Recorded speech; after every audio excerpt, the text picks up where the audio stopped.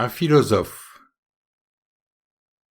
Je m'étais pris d'une profonde sympathie pour ce grand flemmard de Gabelou qui me semblait l'image même de la douane, non pas de la douane tracassière des frontières terriennes, mais de la bonne douane flâneuse et contemplative des falaises et des grèves.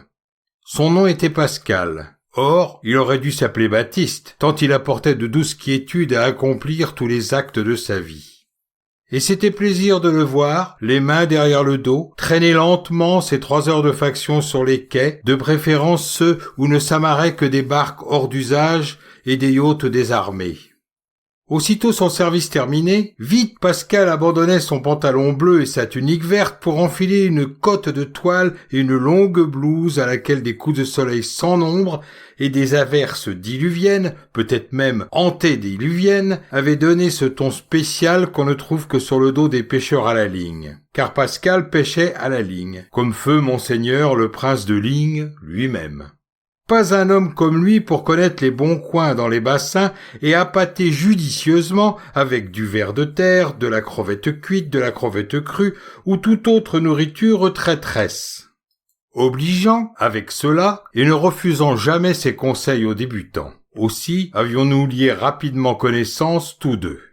Une chose m'intriguait chez lui, c'était l'espèce de petite classe qu'il traînait chaque jour à ses côtés, 3 garçons et 2 filles, tous différents de visage et d'âge. Ses enfants? Non, car le plus petit air de famille ne se remarquait sur leur physionomie. Alors, sans doute, des petits voisins. Pascal installait les 5 mômes avec une grande sollicitude, le plus jeune tout près de lui, l'aîné à l'autre bout.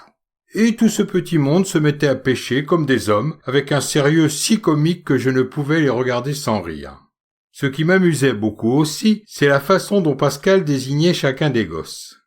Au lieu de leur donner leur nom de baptême, comme cela se pratique généralement, Eugène, Victor ou Émile, il leur attribuait une profession ou une nationalité.